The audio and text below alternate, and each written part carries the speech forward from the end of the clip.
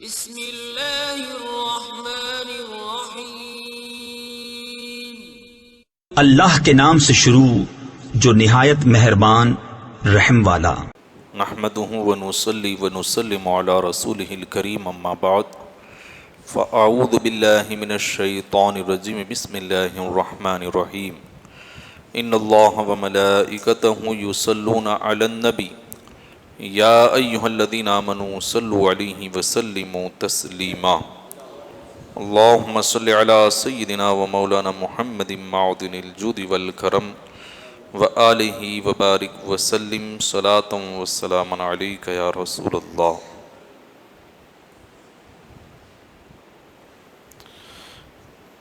اس سے پہلے آپ نے یہ روایت سماعت فرمائی کہ اللہ کے رسول صلی اللہ تعالیٰ علیہ وسلم نے جب نور مصطفیٰ صلی اللہ تعالیٰ علیہ وسلم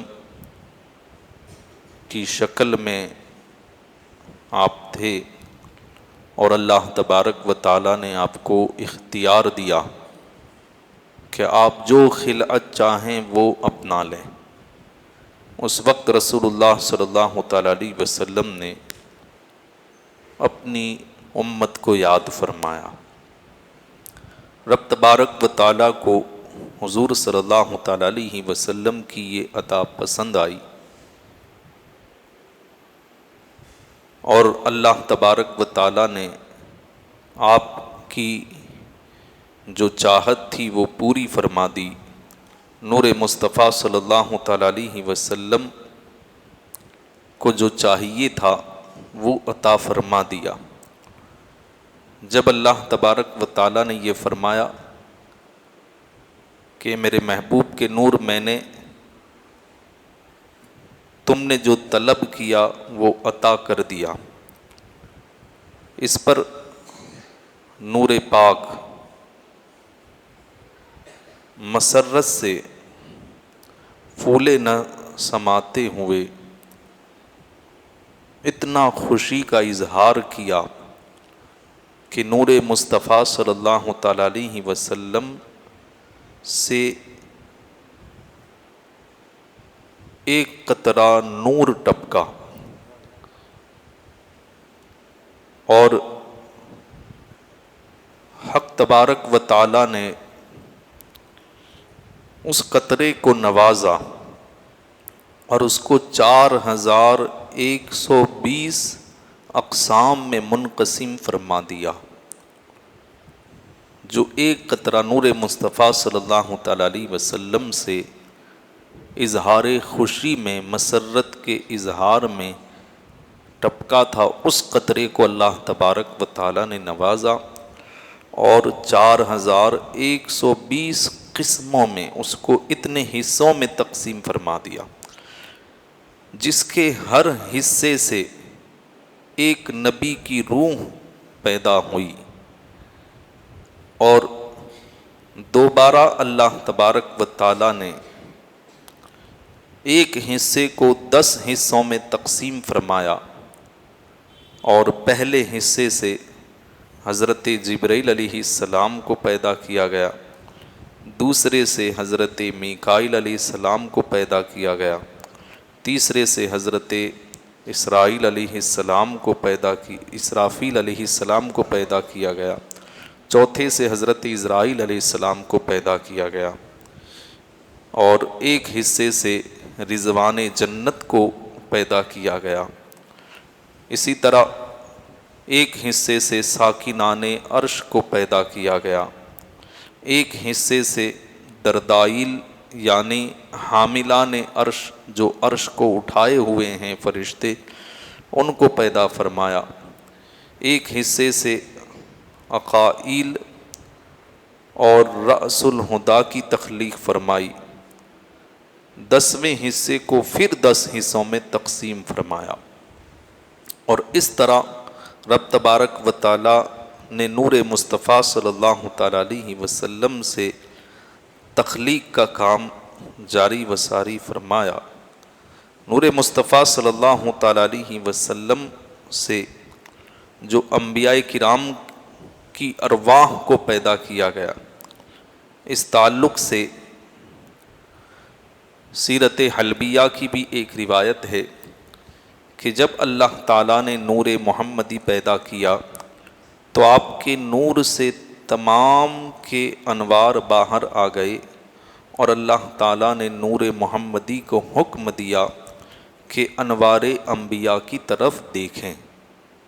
جب انبیاء کرام کی روحیں پیدا کی گئیں تو اللہ تبارک و تعالیٰ نے نور مصطفیٰ صلی اللہ تعالیٰ علیہ وسلم کو حکم دیا کہ وہ انبیاء کے نور کی طرف دیکھیں۔ جب آپ نے دیکھا تو انبیاء کے سب نور چھپ گئے۔ انبیاء کرام کا جو نور تھا، جو چمک رہا تھا، رسول اللہ صلی اللہ تعالیٰ علیہ وسلم کے آتے ہی ان کے نور چھپ گئے۔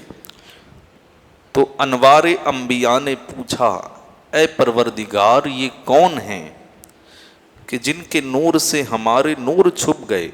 تو اللہ تعالیٰ نے فرمایا، یہ نور محمد بن عبداللہ ہے صلی اللہ تعالیٰ علیہ وسلم۔ اللہ تعالیٰ نے فرمایا، اگر تم اس کے ساتھ ایمان لائے اور اس کی نبوت کے ساتھ بھی ایمان لائے تو میں تمہیں نبی بنا دوں گا۔ اور تو سب انبیاء نے کہا کہ ہم ان پر ایمان لائے اور ان کی نبوت پر ایمان لائے۔ تو اللہ تعالیٰ نے فرمایا کہ میں تم پر گواہ ہوا، تم نے میرے نبی کے نور پر ایمان لانے کا اور ان کی نبوت پر ایمان لانے کا اقرار کیا، اس بات کی گواہی میں دیتا ہوں۔ تو اس طرح رب تبارک و تعالیٰ نے نور مصطفیٰ صلی اللہ تعالیٰ علیہ وسلم سے انبیاء کرام اور فرشتوں کو پیدا فرمایا۔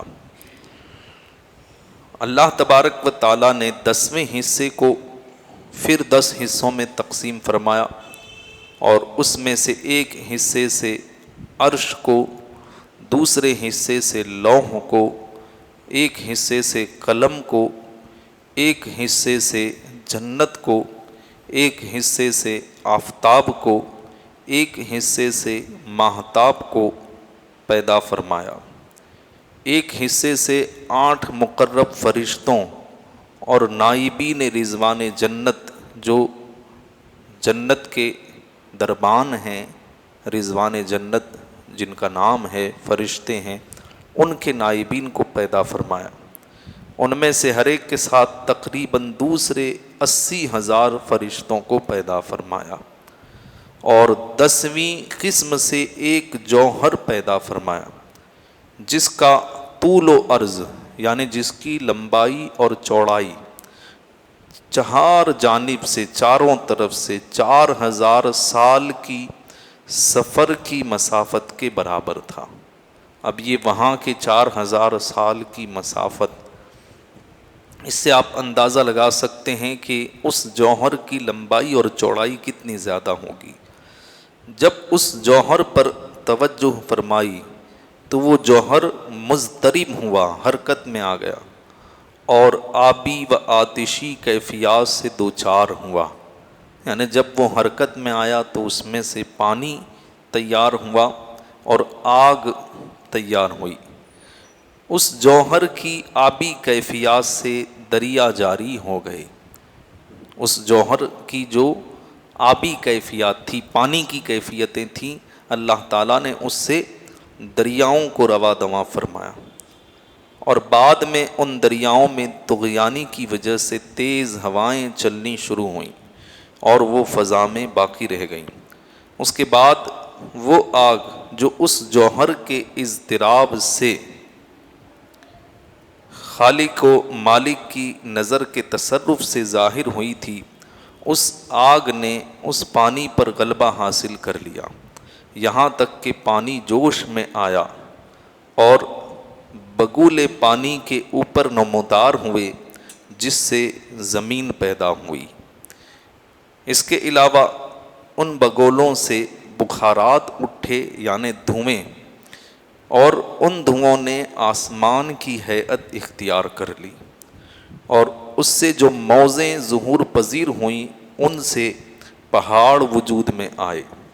اس عالم میں بجلی چمکی اور پہاڑوں تک اس کی چمک گئی، جس سے پہاڑوں میں دفینے پیدا ہوئے، اور پتھر اور لوہے میں رگڑ پیدا ہونے سے آگ وجود میں آئی۔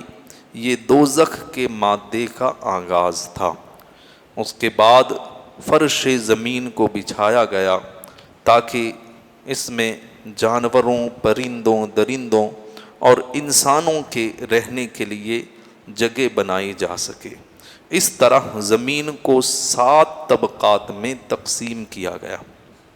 زمین کے 7 حصے بنائے گئے اور ان طبقات میں سے ہر ایک کے لیے جگہ متعین کی، اور ان حصوں میں مخلوقات کی ایک جماعت کو بسا دیا۔ اس موقع پر اس آگ کے شعلوں میں جان ڈالی گئی اور زمین کو اس کے تصرف میں دے دیا۔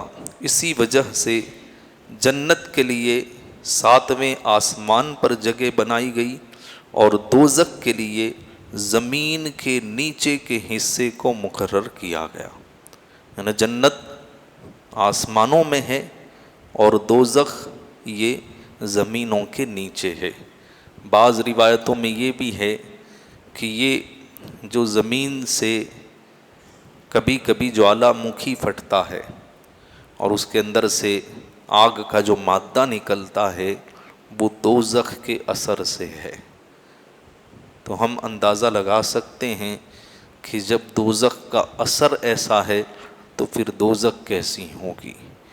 جہاں جوالا مکھی ہوتا ہے، جہاں پر یہ پھٹتا ہے اور مادہ نکلتا ہے، تو آپ اس کو آج کل یوٹیوب پر بھی دیکھ سکتے ہیں، تو آپ کو اندازہ ہوگا کہ جب یہ اتنا خطرناک ہے تو پھر دوزخ کے اندر کیسی آگ خطرناک ہوگی، کیونکہ وہ یہ جو جوالا مکھی کی آگ ہے وہ لال ہوتی ہے، جبکہ دوزخ کی آگ جل جل کے بالکل سیاہ ہو چکی ہے۔ تو یہ دوزخ کے مادے کا حال ہے۔ غرض کہ یہ اللہ تبارک و تعالیٰ نے ساری مخلوقات کو نبی پاک صلی اللہ تعالیٰ علیہ وسلم کے نور سے پیدا فرمایا۔ اب ان میں سے کچھ کی انشاءاللہ تفصیل بیان کی جائے گی، اور نور مصطفیٰ صلی اللہ تعالیٰ علیہ وسلم کی عظمت کو انشاءاللہ آگے اسی طرح بیان کیا جائے گا۔